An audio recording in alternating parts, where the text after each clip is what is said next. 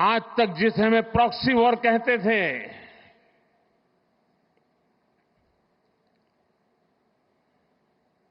6 मई के बाद जो दृश्य देखे गए, उसके बाद हम इसे प्रॉक्सी वॉर कहने की गलती नहीं कर सकते हैं। और इसका कारण है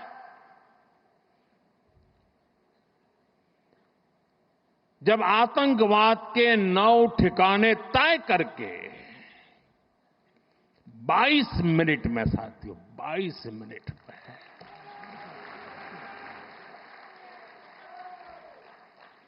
उनको ध्वस्त कर दिया।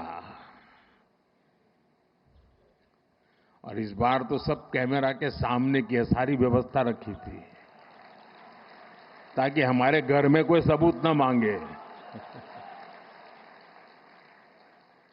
अब हमें सबूत नहीं देना पड़ रहा है, वो ऊपर वाला दे रहा है।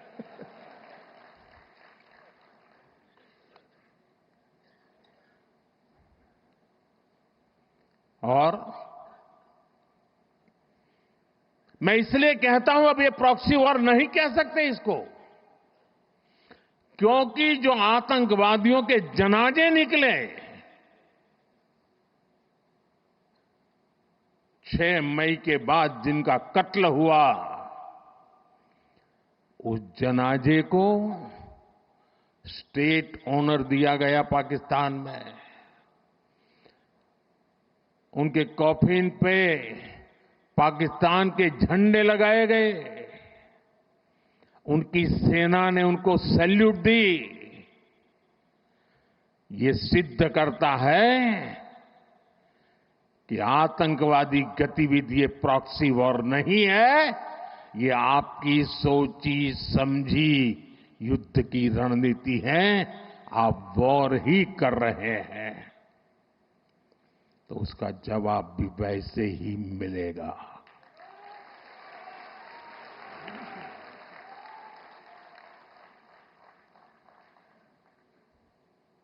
हम अपने काम में लगे थे, प्रगति के राह पर चले थे।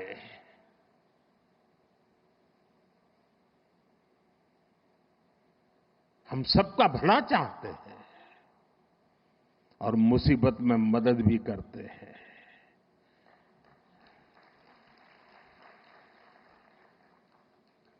लेकिन बदले में खून की नदियां बहती है।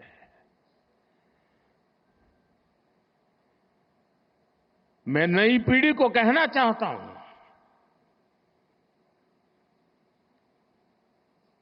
देश को कैसे बर्बाद किया गया है। 1960 में जो इंडस वाटर ट्रीटी हुई है, अगर उसकी बारीकी में जाएंगे तो आप चौंक जाएंगे। यहां तक तय हुआ है उसमें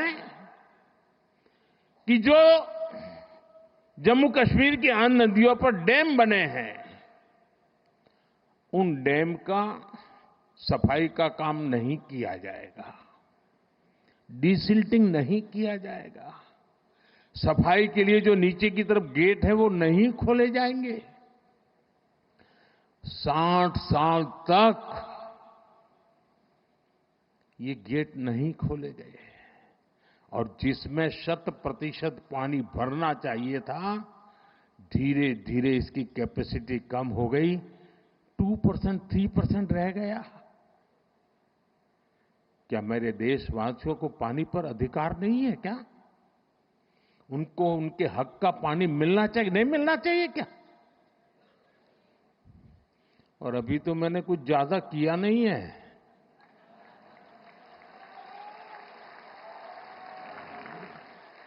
अभी तो हमने कहा है कि हमने इसको एबेंस में रखा है, वहां पसीना छूट रहा है।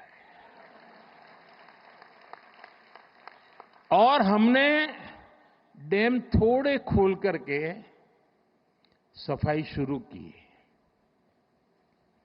जो कूड़ा कचरा था वो निकाल रहे हैं। इतने से वहां फ्लड आ जाता है। साथियों, हम किसी से दुश्मनी नहीं चाहते हैं। हम सुख चैन की जिंदगी जीना चाहते हैं। हम प्रगति भी इसलिए करना चाहते हैं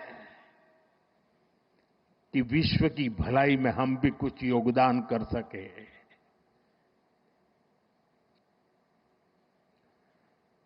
और इसीलिए हम एक निष्ठ भाव से कोटि कोटि भारतीयों के कल्याण के लिए प्रतिबद्धता के साथ काम कर रहे हैं। कल 26 मई था। 2014 में 26 मई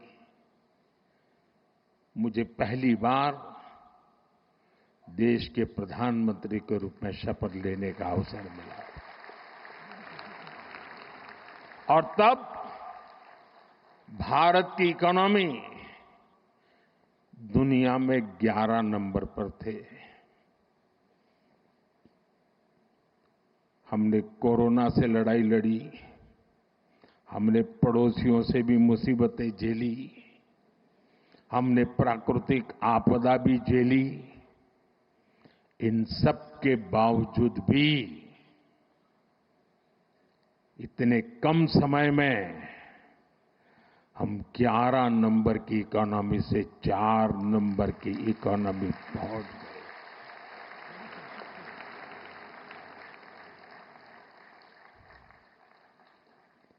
क्योंकि हमारा ये लक्ष्य है। हम विकास चाहते हैं, हम प्रगति चाहते हैं। और एक के बाद योजनाएं।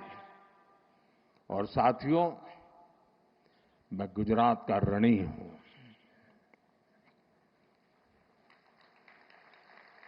इस मिट्टी ने मुझे बड़ा किया है।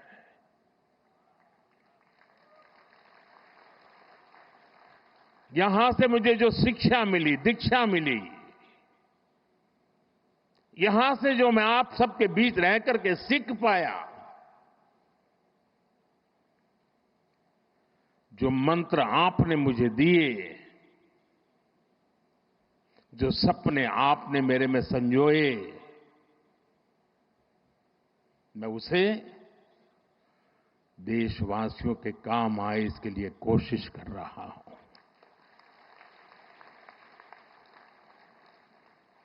मुझे खुशी है कि आज गुजरात सरकार ने शहरी विकास वर्ष 2005 में इस कार्यक्रम को किया था, 20 वर्ष मनाने का। और मुझे खुशी इस बात की हुई कि 20 साल के शहरी विकास की यात्रा का जयगान करने का कार्यक्रम नहीं बनाया। गुजरात सरकार ने उन 20 वर्ष में से जो हमने पाया है, जो सीखा है, उसके आधार पर आने वाले शहरी विकास को नेक्स्ट जनरेशन के लिए उन्होंने उसका रोड मैप बनाया। और आज वो रोड मैप गुजरात के लोगों के सामने रखा है। मैं इसके लिए गुजरात सरकार को, मुख्यमंत्री जी को, उनकी टीम को हृदय से बहुत बहुत बधाई देता हूं।